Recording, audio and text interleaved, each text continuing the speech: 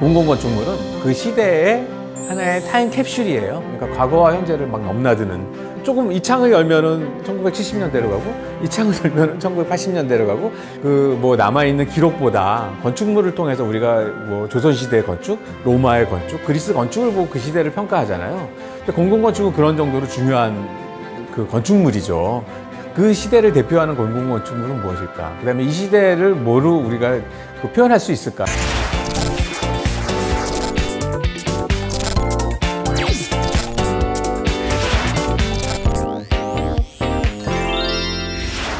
야, 진짜 오일장 진짜 오랜만에 보는데요. 여기가 그 금천 시장인데, 그 여기 금천역이 바로 옆이고, 옛날 그 오일장 왔던 그 정치가 그대로 남아 있고요.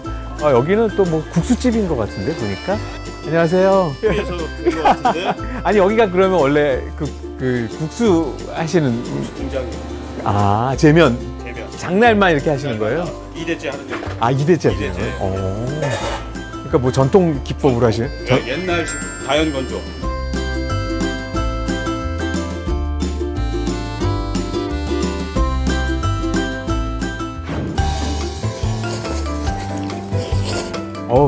면이 진짜 좋은데요? 이 국수 드시러 꼭 오셔야 될 것 같아요.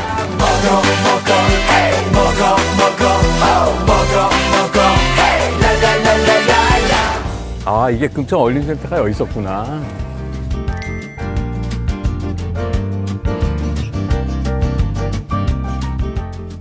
야, 되게 잘 졌다. 건물들이 연도별로 쫙 있어요.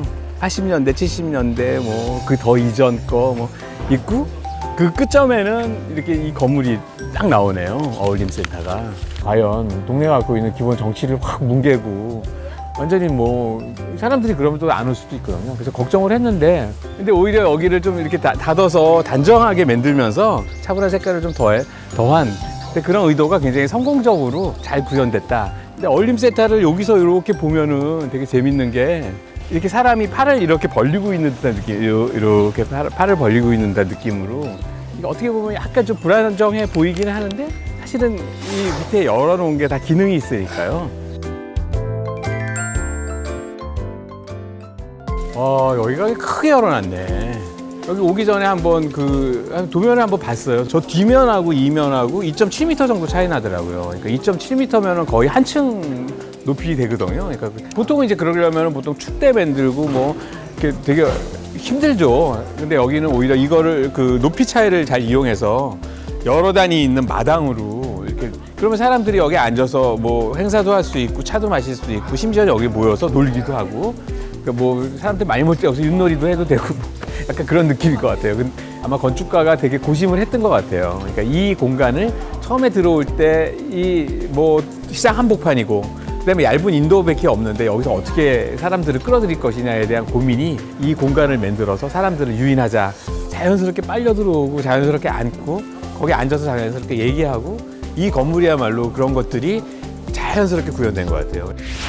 그 건축가의 한 사람으로서, 그러니까 파주시에 대한 뭐 칭찬을 계속 해주고 싶은 게 뭐냐면은, 금천 어울림센터처럼 광탄도서관 같은 경우는 학교와의 연계, 그다음에 조리 주민 행정복합센터는 사람들이 이제 무대로 사용할 수 있는 그런 마당 같은 공간, 사람들이 시간이 지나면 시간이 지날수록 점점 컨텐츠가 더 확산이 될 수 있는 그런 시설로 만들었던 거. 우리나라 그 수준에 걸맞는 건축물들이 아닌가. 어이, 야, 여기가 중정이 크구나. 보통 이제 이런 어울림센터나 이런 공간을 만들면은 기능이 정해져 있죠. 어떤 창업 공간이 있고, 공부하는 공간이 있고, 뭐 여러 가지 커뮤니티 공간들이 있는데, 그런 공간들로 정해지는 거로만 하면은 굉장히 약해요. 왜 그러냐면 사람들이 그 기능 이외에 필요가 없는 사람들은 안 오게 되거든요. 근데 가령 여기처럼 마당과 이런 광장들을 이렇게 조성을 하면은 사람들이 자연스럽게 오게 되죠. 여기 와서 사람을 만날 수 있고, 일단 그다음에 대화를 할 수 있고, 그다음에 자연스럽게 그 어떤 컨텐츠들이 생기는 거거든요. 안녕하세요. 오늘 프리마켓에서 오신 거죠? 파주 그러면은 사실은 네. 시민. 네. 몰랐는데 네. 너무 예쁘고 건물 안에 네. 다양한 시설들이 있고, 그렇죠. 금천의 랜드마크. 두 분은 원래 잘 아시는 분이세요? 오늘 처음 뵀어요. 오늘 이제 여기 계기로 해가지고 예. 여기 또 여성 기구가 아. 있어서 많이 좀 서로 상생할 수 있는. 파주로 이사 오고 싶네. 지금은 굉장히 소프트웨어가 중요한 시대죠. 쉽게 비유를 제가 한번 해보죠. 그러니까 휴대폰이 있어요. 휴대폰이 작동하려면 동력이 있어야 되고, 더 중요한 건 뭐냐면 앱들이에요. 그러니까 그 여러 가지 애플리케이션들이 있어서 그 애플리케이션을 넣어서 자기가 그것을 하나의 어떤 자기 것으로 최적화시키고, 그 다음에 이제 휴대폰이 돌아가는 거죠. 그러니까 우리나라 공공건축물들이 그런 문제가 있어요. 멋있게 돈 들여서 잘 짓고 보자. 그래 놓고 나서 이제 그 운영할 수 있는 아무런 그 콘텐츠가 없는 거죠. 공급자가 만들어주는 게 아니에요. 사람들이 이렇게 특히 주민시설, 공공시설은 사람들이 들어와가지고 만들어내가는 거거든요. 그런 면에서 보면 어울림센터 같은 데는 그 여백이 많은 건물이죠. 들어올 때부터 여백이 계속 있죠. 그 다음에 어떤 진입하는 체계도 일방향이 아니고 되게 여러 방향으로 들어가게 하고 여러 방향에서 만나게 하죠. 그런 여백들이 많기 때문에 사람들이 여기서 굉장히 많은 행동을 하고 굉장히 많은 어떤 그 창조적인 컨텐츠를 만들 수가 있거든요. 그런 가능성을 열어놓은 거죠. 그러니까 여기 아까 무대처럼 보였는데 녹지가 있구나, 역시. 근데 사실은 그러니까 건축을 하는 저도 몰랐어요. 모르고 나중에 이렇게 왜 재료가 다르지? 이러고 자세히 보니까 낡은 창호가 있고, 아, 이게 그래서 결국은 그 옛날 건물이었구나 물어봤죠. 그랬더니 옛날 등기소였다고 그러더라고요. 그러니까 옛 것과 새 것이 이렇게 조화롭게 되는 개념이잖아요. 그러니까 시장이라는 기능도 그렇고 이 안에 있는 되게 그 연륜이 있는 건물들과 새 건물들이 자연스럽게 융합이 되는 그런 건데, 그런 거는 결국 어울림센터의 그 취지하고 어울리는 것 같아요. 그다음에 여기 이제 시간이 지금은 아직 뭐 새 건물이지만 시간이 자연스럽게 녹아 들어갈 거예요, 아마. 그거는 이제 어쩔 수 없이 끼는 시간의 때들이 있거든요. 사람들이 와가지고 뭐 꽃도 심기도 하고 그런 행위들이 이루어지면은 어울림센터는 자연스럽게 이제 시민의 것이 되죠.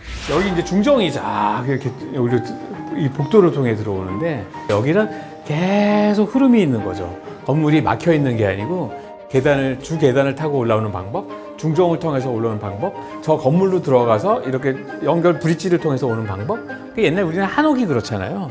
한옥이 마동을 매개로 굉장히 다양한 출입구가 있고 다양한 공간들이 이렇게 펼쳐져 있는데, 여기가 이를테면 굉장히 현대식 건축구법과 현대식 그 설계 방법으로 한옥을 현대식으로 재현한 거라고 볼 수 있어요. 그러니까 자연스럽게 레벨이 연결되고 자연스럽게 모든 공간들이 서로 연결이 되는 거죠. 아, 여기가 파주라는 게 느껴집니다. 이런 DMZ 체험관 이렇게 해가지고 이런 시설들이 있구나, 여기에.